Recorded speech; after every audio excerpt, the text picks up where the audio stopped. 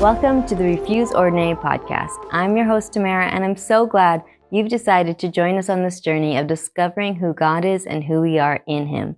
We are so excited to share with you today another class from our full-time School of Transformation. All right. Good morning. Probably doesn't feel like morning anymore after I've done so many things already. Technically it is. We'll go with it. All right. So last class of the day, we talk about responding to Jesus. And so first I want to talk about just the incredible thing that it is that Jesus approaches us with humility and makes himself accessible to us. How big of a deal that is. I spoke on a Friday morning within the last year, sometime, about Jesus being accessible. And so I want to start with that, just how incredible it is, because in our day and age, in our culture, it's actually really normal that sort of the higher up you are, the more important you are, the harder it is to get a hold of you, right? Like you have a couple layers of people in between you and the general public, right? Like the more of that you have, the more elite you are, the more important you are, the more special you are. And it's so interesting to me how Jesus wasn't like that at all. And Jesus, of all people, really actually had the right to be that way.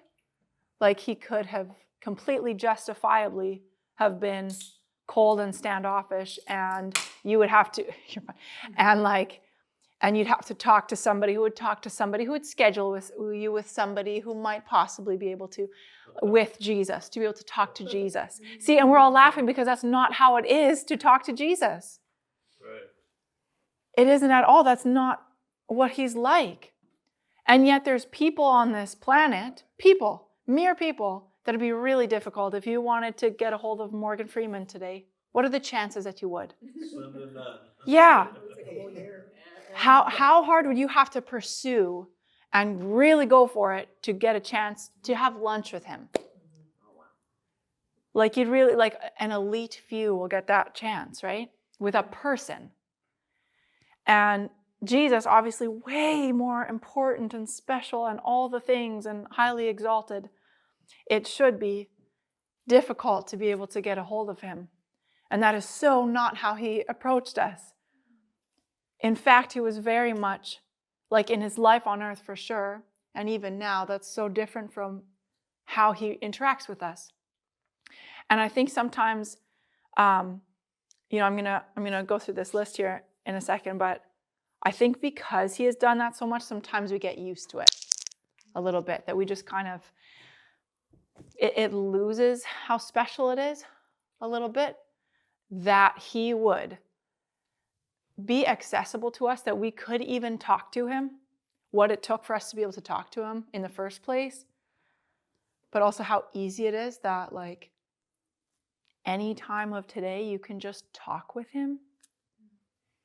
And that's not even true about human beings. So let's look at how he did this on earth. Okay, he calls himself Emmanuel, God with us. So he makes this name for himself, which is God with us. That's how he describes himself. Again, if you think about people, it's like we get a little tense sometimes. We get a little elitist about who we will say we're with, right? Who we will associate with and be seen with. And like, yeah, I'm with them. We would be careful about how we let people see that about us. You'd want to be seen with people that, it's good for your reputation. Or if people see me with this crowd and enjoying myself with this crowd and fitting in with this crowd, it will say something about me. So then I have to check, am I okay with that or not? Right? That's a very people-y thing to do. Yeah. And yet God puts it in his name. He calls himself Emmanuel. I'm with you. That's a big deal. He washes the disciples' feet. Okay, that is wild. like, I think it's Peter who says, it's John talking about when Jesus will come. I'm not even worthy to untie his sandals. Okay, that's a much better picture of or not a much better picture. That's a very accurate statement. If you think about, again, with people, if Gordon Ramsay said to me, hey, can you come work in my kitchen today? Yeah, definitely, please. What are you kidding me? Yeah. Would you come, even to work for him? It would be such a high honor.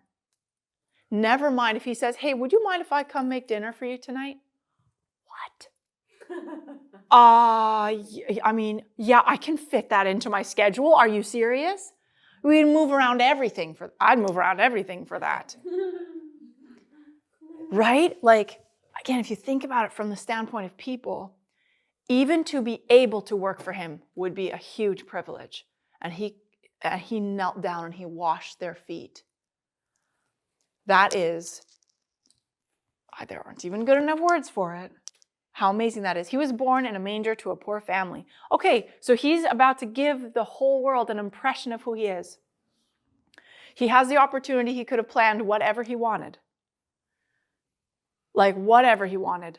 Trumpets blaring, fireworks going off, which would have been especially cool because no one knew about fireworks yet. I mean, it could have just been like, here I am. I'm better than all of you. And guess what? That's true. He could have presented himself that way. He could have been born to a very rich family. Actually, he wouldn't even have needed to be born. He could have just shown up one day. He could do whatever he wanted. And he chose that. What?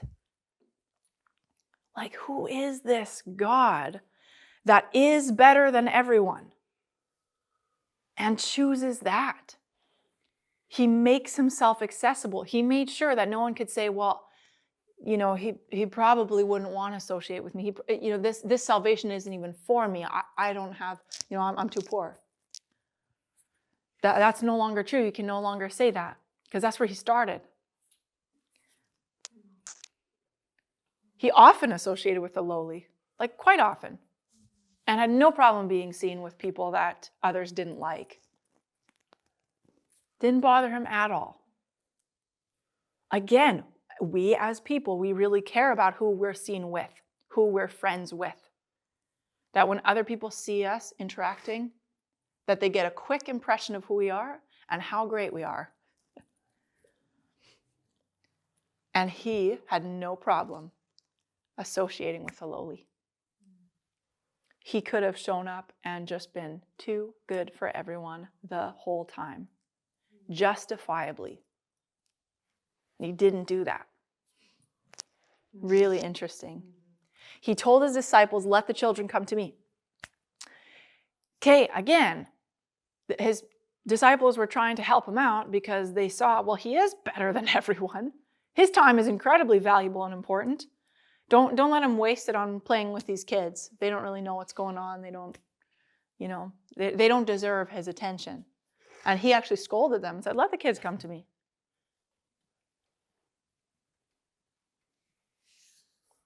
It's almost like if he came here and he would want to take a shift in the co-op. Mm-hmm. Because he wants to be with kids. He doesn't have to. While he could have the whole time, he didn't spend his time on earth proving to us how much better he is than all of us.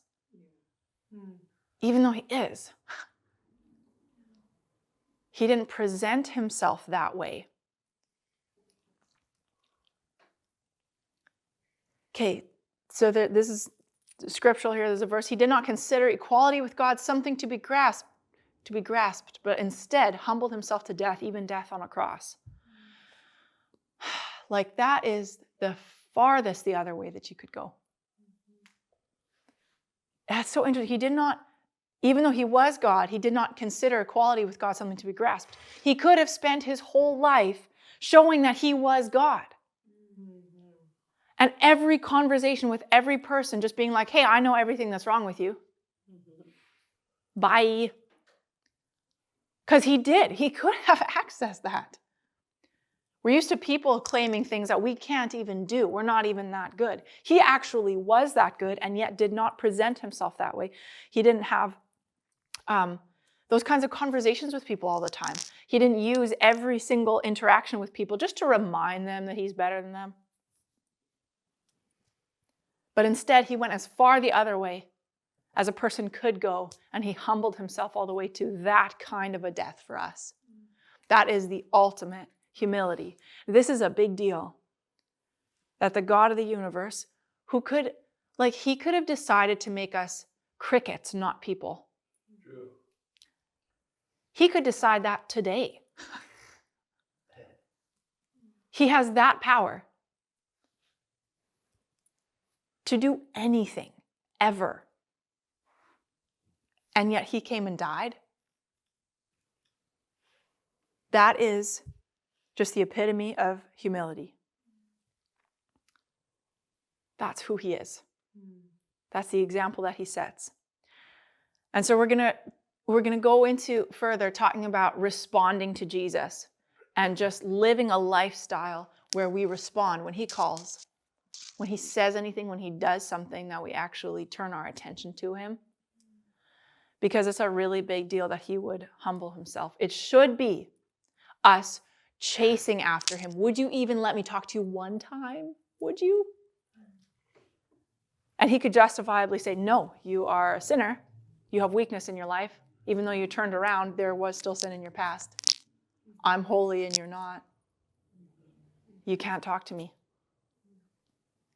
And that's so, see, exactly, we're smiling because that's not what he's like. But I think if we miss how big of a deal that is, then we can get used to, well, it's not that big of a deal. He tried talking to me. He will again later today. And lose some of the specialness of that. And even let ourselves get away with not responding when he says something to us. Okay, so here's where this is in the Bible. Revelation 3:20, or at least a few of the places.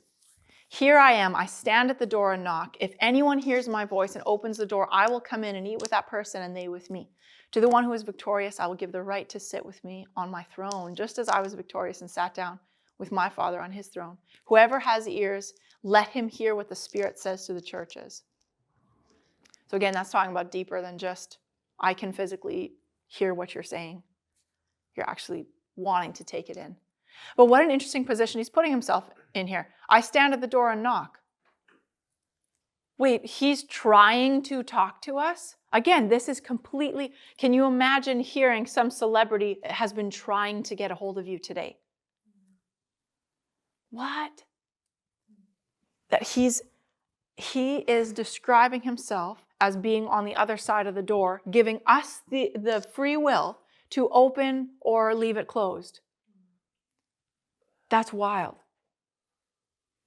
But that's this invitation. Here I am, I stand at the door and knock. If anyone hears my voice and opens the door, I will come in and eat with that person and they with me. He would even let us have that power. Have the ability to choose. He's putting himself in a position that's vulnerable and humble.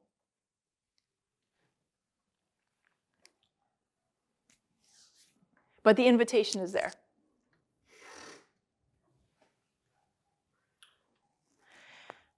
Matthew 22, starting in verse 1. Jesus spoke to them again in parables, saying, the kingdom of heaven is like a king who prepared a wedding banquet for his son. He sent his servants to those who had been invited to the banquet to tell them to come, but they refused to come. Then he sent some more servants and said, tell those who have been invited that I have prepared my dinner. My oxen and fattened calf have been butchered and everything is ready. Come to the wedding banquet. But they paid no attention and went off, one to his field, another to his business. The rest seized his servants, mistreated them, and killed them. The king was enraged. He sent his army and destroyed those murderers and burned their city. Then he said to his servants, the wedding banquet is ready, but those I invited did not deserve to come. So go to the street corners and invite to the banquet anyone you find. So the servants went out to the streets and gathered all the people they could find, the bad as well as the good, and the wedding hall was filled with guests. Okay, there's a whole lot going on in this. So just a few points from it. A parable is an analogy so we can get a point across, right? This isn't a literal story. This is getting a point across. The really interesting thing about our position as Christians is that sometimes we are multiple things within the same analogy. So here we are, I mean, if you look at all of his parables together, we are the bride and the bridesmaids and the guests somehow, which is, it's fascinating, shows that it's far above and beyond what we see and know. But anyway, so it's interesting. Again, he's sending out an invitation to people. Come and eat with me. Come and celebrate with me. Come and be with me. He's putting himself in a position to be rejected, potentially. And I know it's different than for us because our identities get completely destroyed when we're rejected, and he knows who he is. But even that he would let himself be seen that way, as sending out an invitation that we can say yes or no to. This is also talking about Greeks and Jews, because Jews kind of felt like, well, you know, I was born into this, so I'm good. And Gentiles and Jews. And the Gentiles, they actually got a special invitation of like, hey, normally this wouldn't be offered to you, but I'm offering it to you. And so then he's talking about the tendency to actually value something more when you recognize how precious it is. The ones he invited were kind of like, oh, I'm already good. I have other things to do. But it's worth putting in there because sometimes we act that way. Sometimes I act that way. I'm too busy doing ministry for you to spend time with you or to stop and just listen to this conversation with you. I'm too busy with my family. I had a long, tiring day, whatever it is, that we actually find other things if we lose the preciousness of Jesus himself reaching out and saying, hey, let's talk. If that no longer feels precious to us. And I get it. It's unfortunately easy to fall into, if we're not careful. If we respond with humility, we will get him and all he offers. If we hold back, we will remain disconnected. So it really matters what we choose. Again, we have free will. He's given us free will to decide, are we going to enter into this relationship? Are we going to respond when he calls? Or are we going to let things get in the way?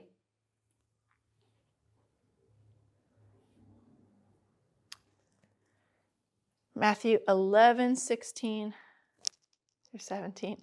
To what can I compare this generation? They are like children sitting in the marketplaces and calling out to others. We played the pipe for you and you did not dance. We sang a dirge and you did not mourn. Okay, dirge is like their version of a funeral song. But to me, I find this to be such an interesting picture of we're trying, as in the Father, is trying to connect with our hearts and we're not letting it happen. I'm cheering you up and you're refusing. Or it's time for mourning, it's time for grief, and you're again locked up. And there's different reasons that we do this, which we'll talk about in a little bit. There's a whole bunch of different reasons why sometimes we don't want to let ourselves go there. Matthew 23:11 and 12. The greatest among you will be your servant. For those who exalt themselves will be humbled, and those who humble themselves will be exalted. Okay, there's a lot of examples. I just put one in there, but that's in Scripture a bunch. Those who humble themselves will be exalted. And it actually takes humility to decide to let our hearts go there. Okay, so let's talk about these obstacles to responding to Jesus. Okay, fun times, here we go. Pride and insecurity. If I have to prove that I'm better than everyone, then caring what he thinks and what he says will feel degrading to me. Okay, so this, again, we can see it with people. Have you ever met anyone who, refuses to be impressed by anything? They'll never show you that, oh, wow, that's new to me. Or, I don't know how you did that. Because that feels like they're the inferior ones. And so sometimes you'll just never get that from a person because they've decided, I have to show, I know this already, I'm good, I'm in control. And so it feels like pride and insecurity go hand in hand, definitely. I think when we picture pride, we think someone who's really full of themselves, insecurity, someone who really hates themselves, but really both hate themselves, it just looks different. It's two sides of the same coin. But that can be something in our hearts if we don't want to look inferior, right? Let's say, like even a magic trick, do you let yourself be like surprised and caught off guard? If you ever watch that dynamic, I was trying to find a good video of one that would have been fun to just see somebody's reaction. You know, when, there was a student when I went to the Toronto School of Ministry that did like close-up magic. I loved it so much.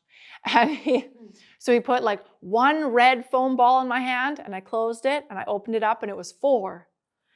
And it just like, and it totally caught me off guard. I was like, what? Because it was in my hand the whole time, right? And I remember distinctly somebody making fun of me for reacting to it, right? Because anyway, you know, everything's fine. And, you know, because that makes you the inferior one. Someone surprised you. Someone knows something that you don't know. And you're letting them see that. That makes them the smart one and you the not so smart one. Because they just revealed that they know something that you don't know. Or they know how to do something you don't know. And if we don't ever let ourselves be in that position to not know something, then sometimes we miss out on how we could be connecting with God the Father. To be the child in the situation, to be the one learning in the situation, to be the student. Because, well, I can't reveal that I don't know something. I can't reveal that I have weakness. I can't let you in on that because I'm busy trying to prove that I'm okay. And I'm smart and I'm talented and everything's fine. So I can't let you in on that area. But that's a problem. Then you can't let him in on that area and that area needs him. Actually, all of us needs him, but those places especially need to be met by Jesus. And if we keep them locked, then again, they will remain disconnected from him. And you won't find the answer to that pride and insecurity. It will remain a struggle. Fear of rejection. You can't reject me if I reject you first. Classic, right? And I would say it works every time, but it really doesn't. It's just simply like putting your heart in that position before Jesus of saying, I actually really love you and I like being with you and I would love to be friends with you. It's humble and vulnerable. And sometimes we don't like being humble and vulnerable. So then it gets a little bit antsy. Because what if you do that and he would say, well, I don't mind if you work for me, but I don't know, we don't really get along. I don't really like your personality. And I know that we know in our heads that he wouldn't say that. That's not who he is. That doesn't mean it doesn't feel scary sometimes.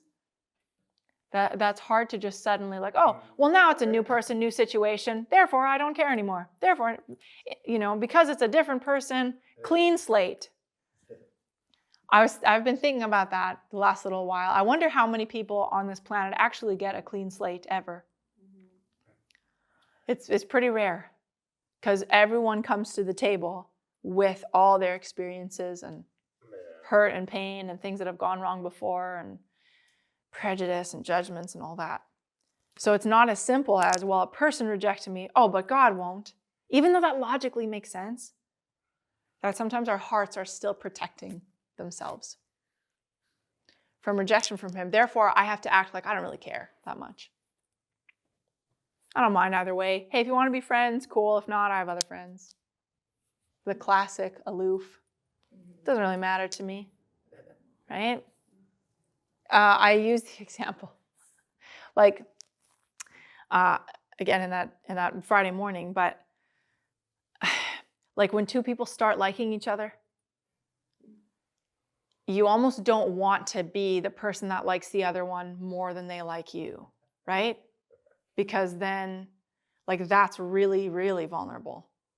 That makes you the inferior one. If you could see two people that, like, one of them really is obsessed with the other one, and then this person is, okay, whatever. Which one has more control?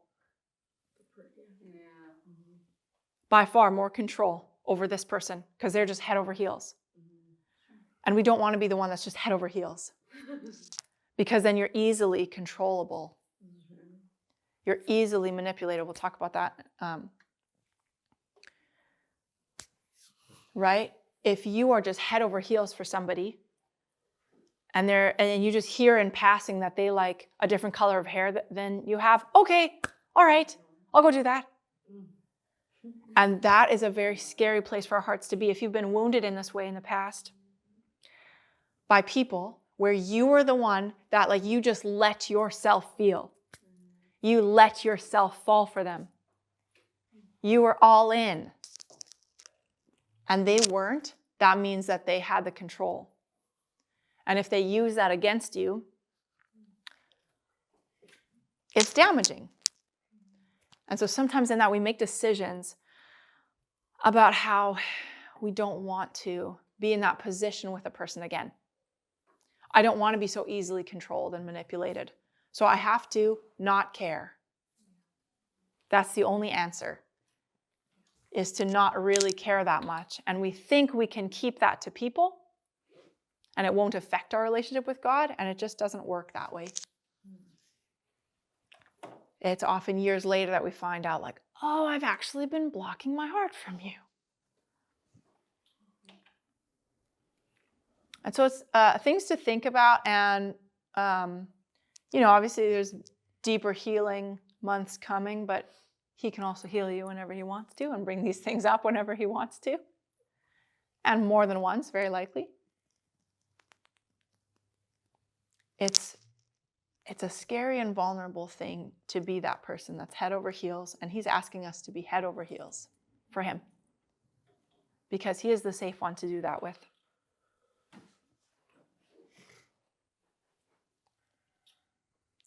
To be in a position where we do care what he thinks, because it actually does matter what he thinks.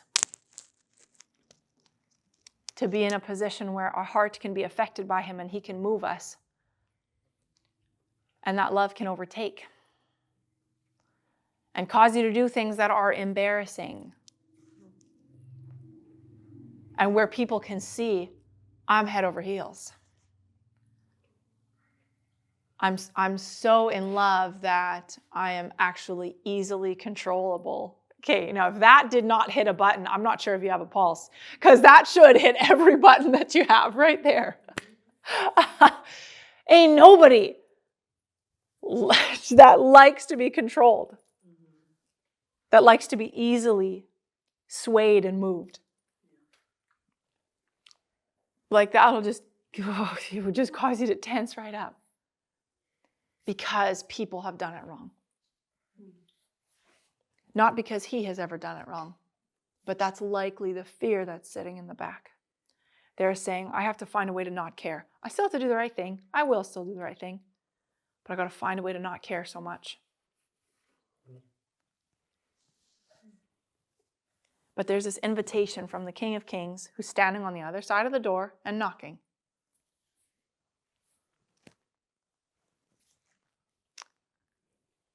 Like Pink Floyd wrote a song, Comfortably Numb. There we go. That is a great summary. That is, right? There's so much in the world that's geared towards that. Let me help you not care so much. Let me help you not feel so much. Or feel different things. Be in control of how you feel for now.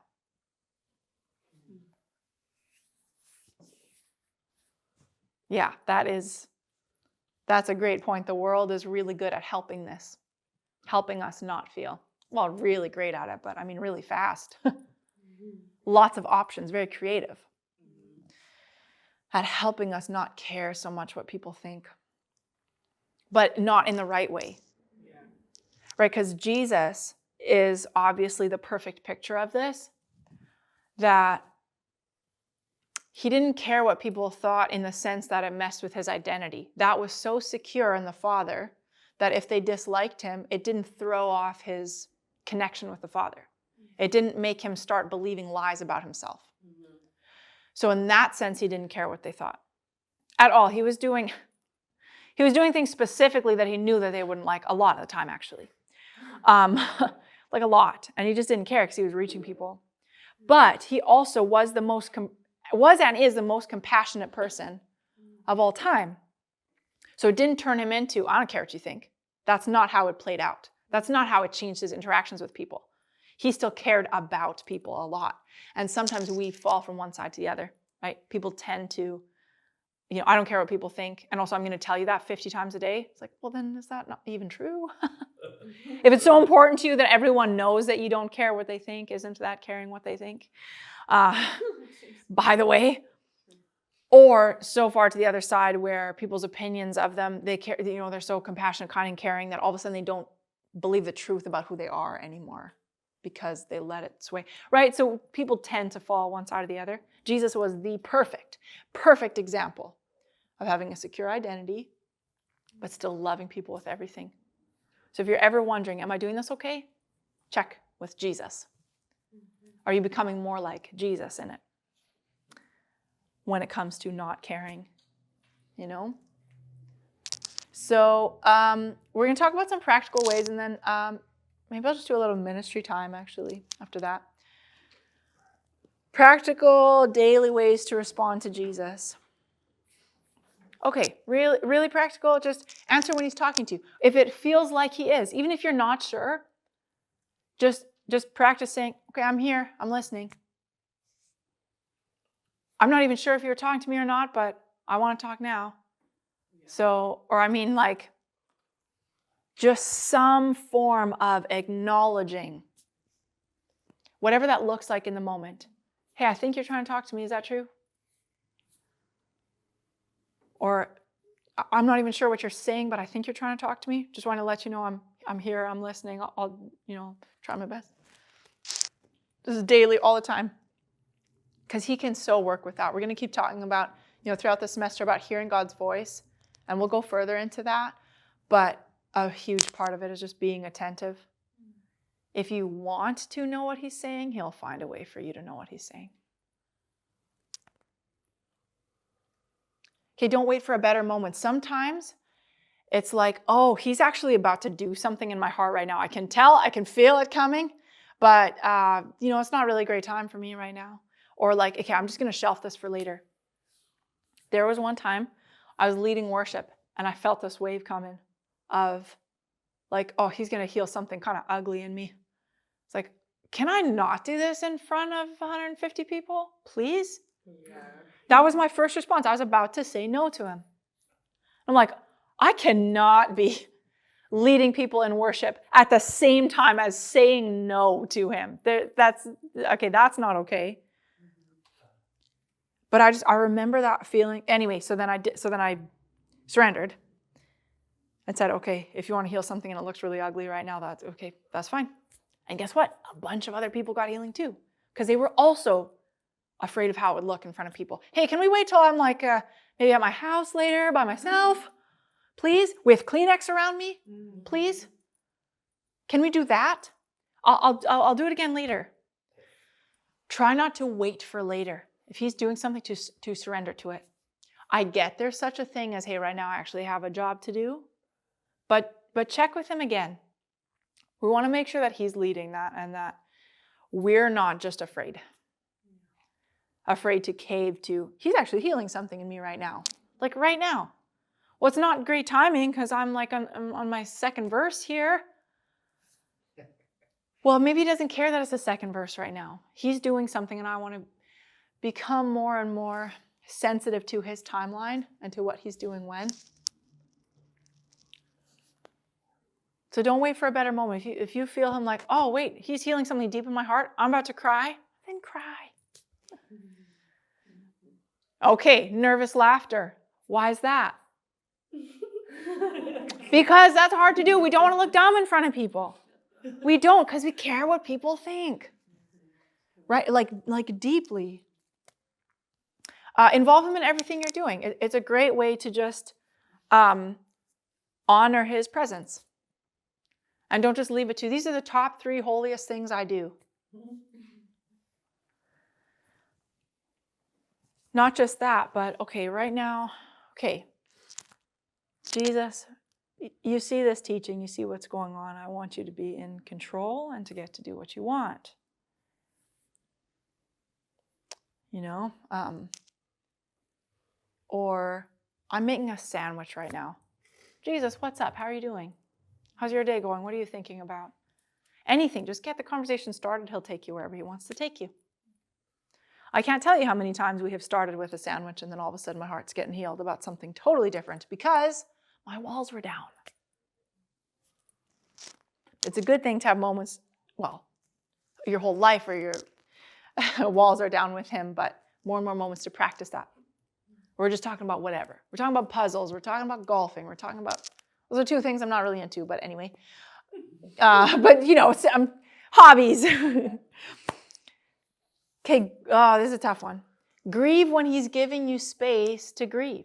Again, sometimes it's like, not right now, please. And the problem with that is, again, I understand there's moments where it's like, I actually do have a job to do and I can't be sitting here crying like I'm checking out somebody at Walmart here and it's maybe not the best time to freak out. Like, yes, there is that. There will be versions of exceptions to it, sure. But if he's giving you a safe window, which he will, if he's giving you a good, open, safe time to break and to fall apart and to get deep heart healing, don't miss it. And there will be many excuses that are ready right there. It's not really a great time, you know, or like, I have other things to do, or, you know, this will look ridiculous or whatever. But check again, because he's going to give you these moments where it's like, let's get this out of your body. Let's get this pain and this trauma and this fear and this doubt and more trauma. I'm giving you a window to release some of it. And I'd encourage you to pay attention. That doesn't mean now I will spill out all my guts to everyone, everywhere, and everyone is now subject to my feelings. That's not what I mean. But you guys know what I mean by he will present actually really good moments where it's safe and it's like, it's going to be okay to release some of that pain. He'll know how to guide that really well. Even if it's a little bit at a time. In fact, in his mercy, he does that a little bit at a time. Some of us would just be turned inside out, just disintegrate on the spot. If he just took all our grief at one time and let it rip out of you at one time, that'd be horrible. So he gives you these moments, these windows. And then, on the other side of that, laugh and smile when he's cheering you up. Because he will send things. He's made really hilarious people. He has put you in a very interesting creative world. He has created all kinds of things that are actually meant to bring joy. And this is a challenge I'm going to take away from today too, is to let him do this with me more. When he's giving you a moment of like actual joy, let yourself go there. Laugh hard.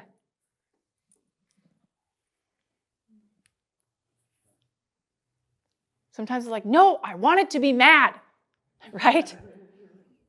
Sometimes people try to, the wrong person tries to cheer you up when you're not doing great. That's like, okay, you're playing with fire. That's not the, right? But he will do that the right way.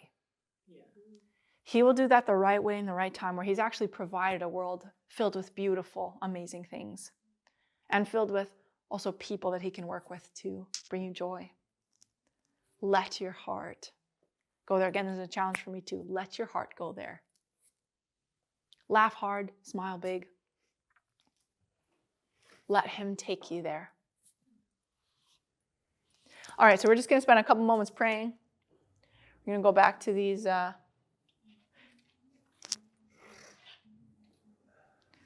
obstacles and just allow Holy Spirit to really... Oh, great, I lost my phone. All right. Allow Holy Spirit... I'm going to go get it and turn it on for some music. We'll just listen to him for a few minutes. And I'm not even going to put borders on it. We're just going to let him talk to us about whatever came up today, anything that he's already starting to talk to you about, we'll just let him speak into it a little bit more. I'm going to get my phone, get some music on here. All right, so Jesus, we love you and we're so grateful that you reach out to us. You're so kind and you're so willing. So right now, Jesus, I ask you to start unlocking things in hearts. You're so perfect at that process.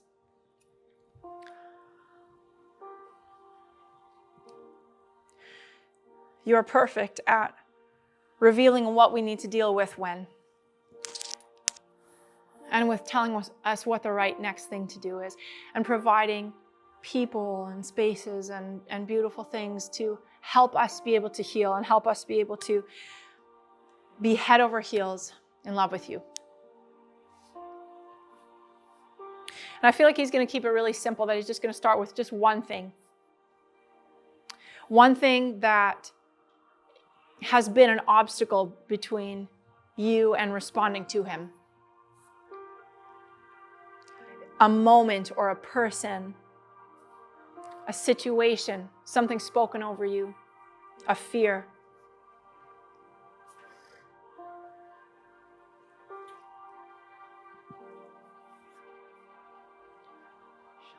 Yeah, Jesus, I'm asking for healing on behalf of this class today.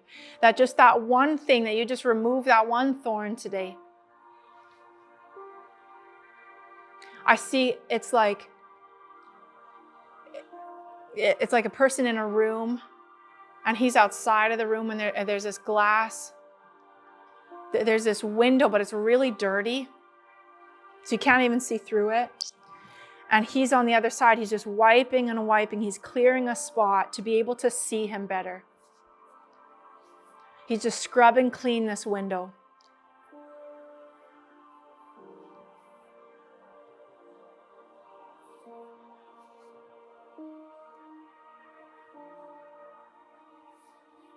And it's like the Father was there, and Jesus was on the inside cleaning and wiping that window so he can take us to the Father, so he can reveal who the Father is.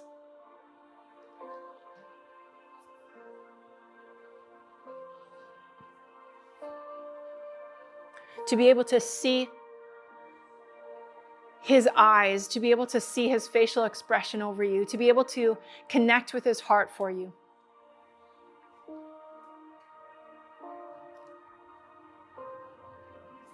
And if you'd be willing to surrender what that thing is, whatever it is that he revealed to you.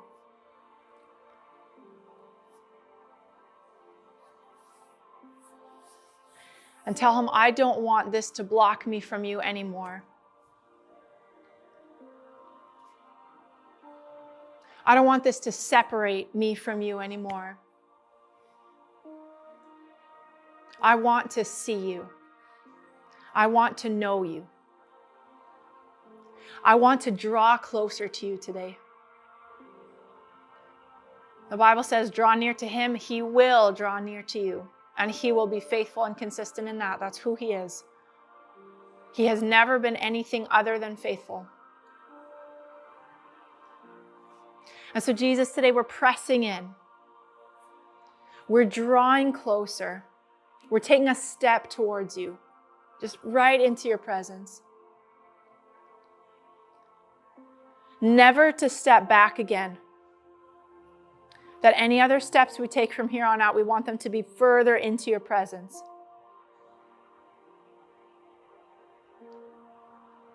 And I just saw that the lighting in the picture changed, which must mean that more light is coming through that window. Jesus, thank you for changing our perspective on the world. Thank you for the healing that came today. It just doesn't even need to be some long drawn out thing all the time. He can just heal. Jesus, I pray for a perspective shift towards truth, more covered in truth, that we would see through truth today. That we would look at the world, we'd look at ourselves, we'd look at you through truth today. Thank you for the peace that's coming.